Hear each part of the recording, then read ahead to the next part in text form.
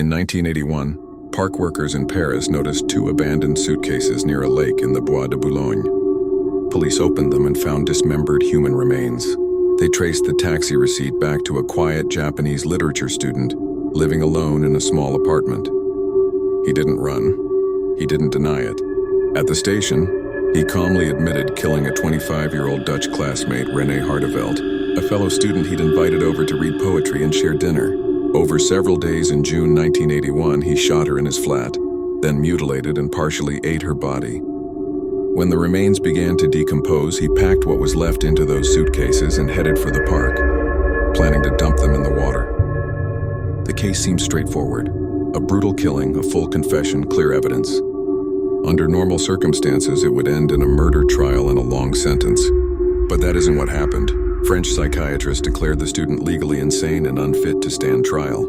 A judge ordered him confined indefinitely in a secure psychiatric institution outside Paris instead of prison. After a few years, French authorities decided to send him back to Japan. There, doctors at Tokyo's Matsuzawa Hospital examined him again and reached a very different conclusion. They found he was not psychotic, just deeply sexually disturbed, and judged him sane at the time of the killing. Here is the legal twist. Because France had already dropped the criminal charges and sealed the court file, Japanese prosecutors had no access to the full case record, and no legal way to retry him for the same crime. With no active charges, the hospital had no basis to keep him locked up. In 1986, just a few years after the killing in Paris, he was released. Only then did most of the world learn his name, Issei Sagawa. Back in Japan, he leaned into the infamy.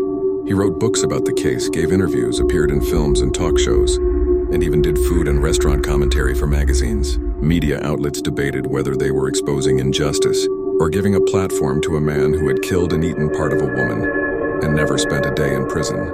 As the years went on, Sagawa's health declined. He suffered a stroke in 2013, needed care from his brother and aides, and lived on the margins in public housing. In November 2022, at age 73, he died in a Tokyo hospital from complications of pneumonia.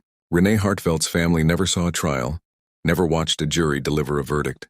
Instead, they watched the man who admitted killing her walk free, publish books, and turn his crime into a story he controlled, one of the most unsettling examples of how borders, psychiatry, and legal technicalities can collide to let a confessed killer live the rest of his life outside a cell.